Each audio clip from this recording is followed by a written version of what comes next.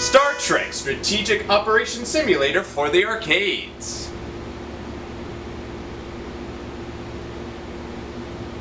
Does anyone else abbreviate it to Star Trek SOS, or is it just me? It makes sense if you think about it. It's the early 80s. The video game scene in the arcades and at home were booming, with hit after hit of new titles that would eventually get ported to the hottest consoles. You could even find new games for your system of choice. There was something for everyone, maybe a little too much. What was also big at the time were movies, more specifically in the genre of sci-fi, no thanks in part to the Star Wars craze leading the way for films or television programs of its ilk to be made, or heck, even brought back to life. And that was the case with Star Trek. The classic TV show that was unfortunately canned in the late 60s was on a resurgence in popularity, which eventually led it to spawning its own film series. Starting off slow, and I mean that literally with the motion picture, it rebounded spectacularly with The Wrath of Khan. And by 1983, its popularity was so big that a game was put into the works by Sega. And what we got out of that was Strategic Operations Simulator. This game was released in 1983 and was received very positively, and hell, it had a lot to like, as you'll see. It's a vector game, those always look good. It was made by Sega, they couldn't do wrong back then. And did you notice their red logo? I've never seen it like that before or since, but I like it. Anyhow, the first time I saw this game was on Starcade and I was instantly a fan. I've been able to play it off and on every so often, but now that I have one to play locally, I think it's time I share this with you too, so let's take a better look at Star Trek SOS.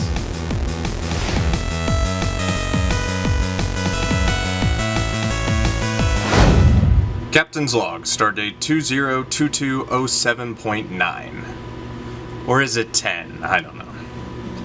I've been assigned to test my skills at a simulator. I've done this many times before, but this day feels different. Because instead of being in the captain's chair, I'm standing up. The future sucks. I do wish we could play in the captain's chair, but it's been down for a while. But playing the upright cabinet will do just fine, as they both play the same for the most part. You are the captain of the Enterprise, and your mission isn't to explore strange new worlds, but to instead protect star bases from the attacking Klingons. Now you know this takes place in the original series because we're still at war with those Bataks. We didn't get to see much of that war in the original series, so this is a nice change of pace and it fits right in with the arcade feel. I don't know how the mantra of seeking out new life and new civilizations would fit anyway. Unless you made it something like Ravatar and combined it with Major Havoc, then you get a potential lawsuit from Atari. You have two perspectives to look at, an overhead view on the top right and a first-person view on the bottom half of the screen. I tend to focus on the overhead most of the time, as you'll always have an idea of what's going on when it starts to get nuts in the coming sectors. Oh, hey Vader. You look a little worse for wear. When you clear one sector of all Klingon birds of prey, you'll receive bonus points for the starbase you protected, and you'll move on to the next sector with increased difficulty. But a few factors can change the points you get. On the top left, you have a few gauges: your shield, Photon and warp drive. Photons and warp work with corresponding buttons that I'll get to in a bit, and the shield obviously protects you from a few direct hits. When you get hit or use your photons or warp drive, it'll decrease that gauge, so you definitely have to be cautious about using them, or at least conserve until the time is right. If you do feel like you're short on supplies, you could dock on the starbase and it'll grant you one of everything on your gauges, but in return you'll get less of a reward from the starbase once you clear it of threats, if it's even there when it's all said and done. When starting in a sector, it would be wise to keep in mind the color of the birds of prey when they appear. Red ones will go and attack the starbases while the pinkish purple ones come after you. The best thing to do is to seek out the red ones first and destroy them quickly. That way you'll keep that starbase safe and get its bonus points, otherwise it'll be destroyed with enough Klingon strikes that you fly away in shame. Might as well consider that a demotion, but I'm a blue shirt. I deal with science and health. I'm not fit for the role of a yellow shirt, and I sure as hell ain't a red shirt.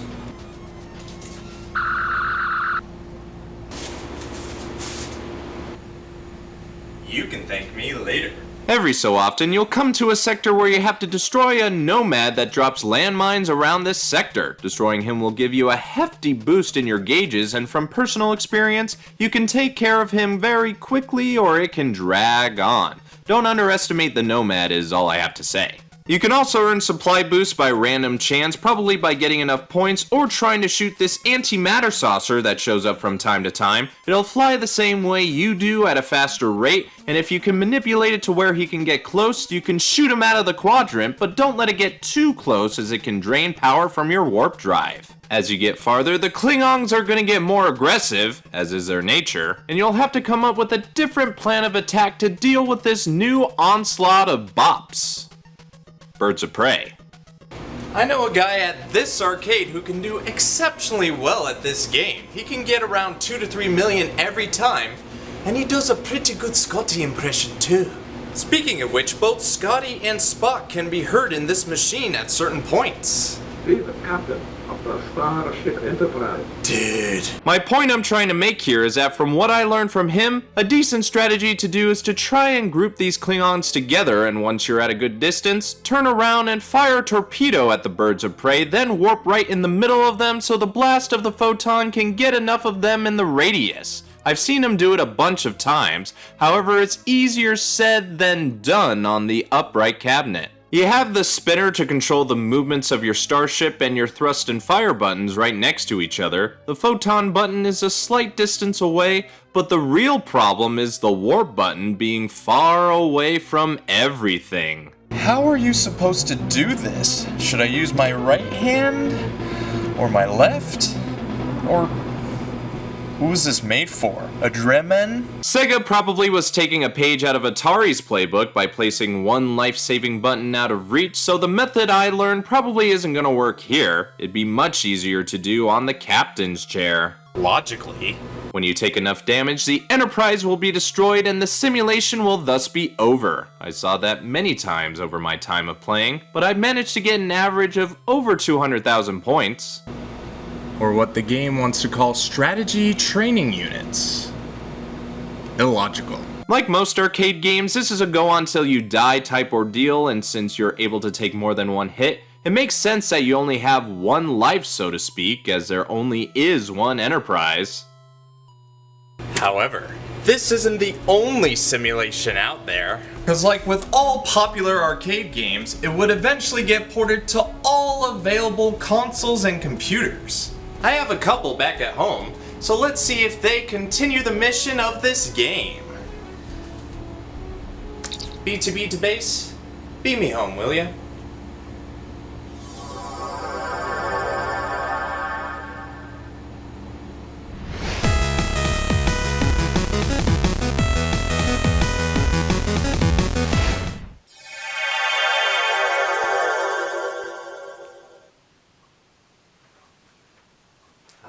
This is familiar. The perfect place to play the first port on the video computer system. What makes this port special is the inclusion of an overlay panel that you put on top and over the joystick. It may look like a step down going from 4 buttons and a spinner to 1 button and a stick, but Sega still made it work and this overlay helped. The graphics don't look too bad either. For the 2600 you can do much worse, and gameplay feels different but playable. They even went as far as to add a few things which is usually unheard of during this generation. You can easily tell if your ship is taking heavy damage when parts of the screen change color, and there's a new sector type in the form of meteor showers and asteroid fields. What you do in these sectors is find star bases for additional STUs and resources while avoiding the obstacles. I don't know exactly what qualifies you as being done in these sectors, but they shouldn't be too hard to get through. But the Nomad was turned up a notch. He can now shoot like a Romulan out of hell. When you defeat him, you'll clear the entire sector completely and move on to the next with increased difficulty. Remind me to write down this game as one to play in the dark. But for now, I can mark that the 2600 port was pretty good. Not as good as the arcade, but it had some things to make it memorable in its own way. But I have one more that may be just as better, if not the best. So let's move on over to the Wait a minute, what's going on? No, no, I don't want to go.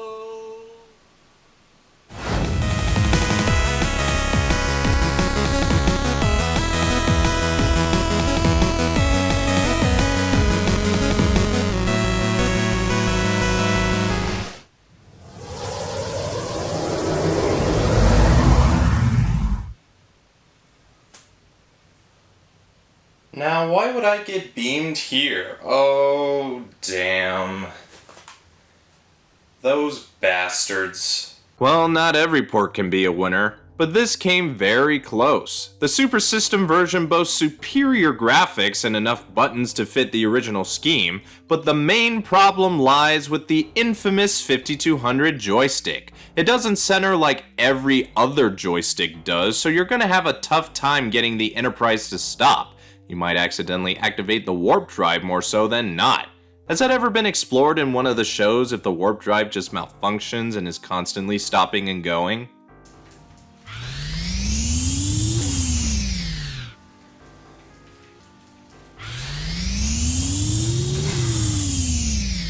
My controllers always have a problem with the lower fire button, so I have to keep my screwdrivers and eraser handy. If you think this is fun for me, you're wrong. Gameplay stays very much the same to its 2600 counterpart, just with the graphical boost like I said, and I was able to get a decent score, but as we know, graphics don't always make the game good, and that's the case with this 5200 port. Certainly makes it look better, but it doesn't help it play better. I mean, what was Atari thinking when they designed this mess? Wouldn't a keypad be better on the side, make it like an early fighting type stick? What is even the point of a keypad when a third of your games use more than 2 buttons? Some of these overlays are completely useless. Why not use more of the buttons that you have when you know that some of the other buttons are garbage to begin with?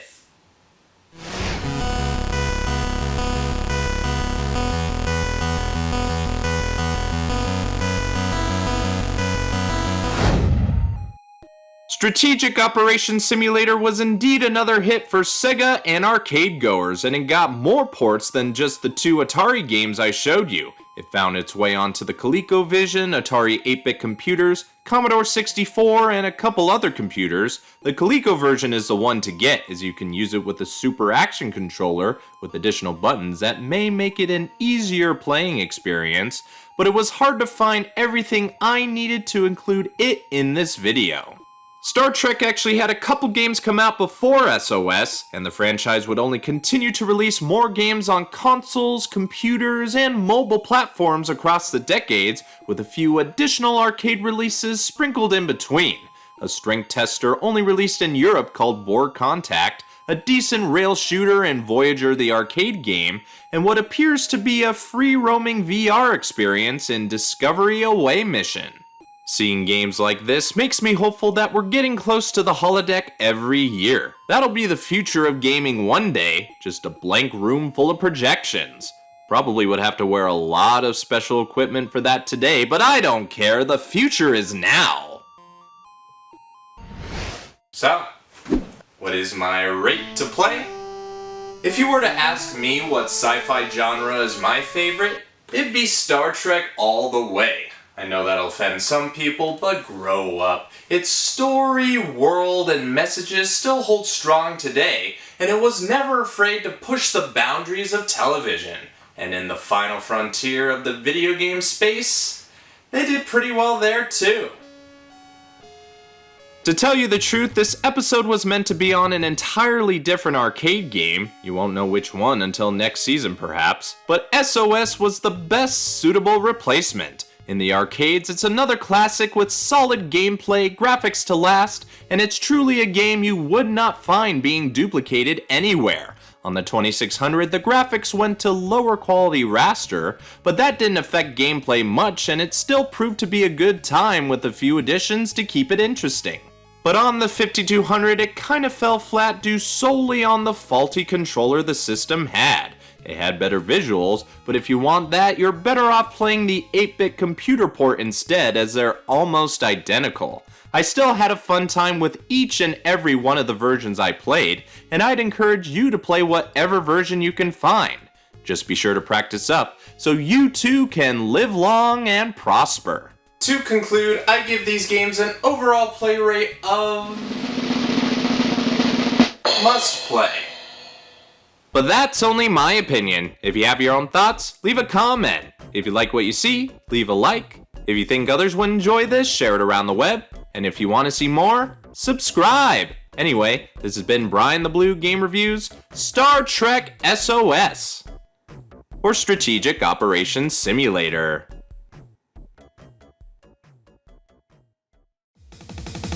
Brian here, want to quickly say thanks for watching this game review, as this and other content wouldn't be possible without you. I appreciate anyone and everyone who watches my videos from all across the world, but it alarms me that over 80% of viewers aren't subscribed to the channel. So I'd like to reiterate and ask you to subscribe as well as ringing the bell to stay notified. That way you can stay up to date with future content that'll appear on the Jacobians channel. Presently I put out new quick views and current calamities every month, and my brother Alex has a brand new show all about wrestling games called WrestleBound.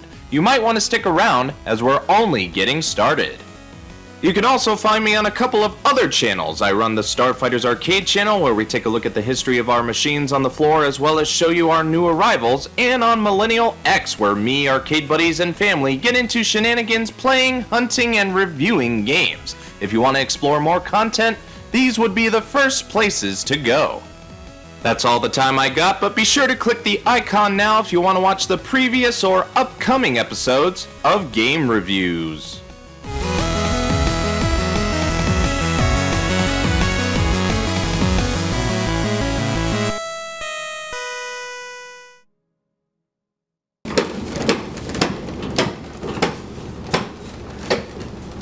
The warp drive is out. I have to do this the old-fashioned way.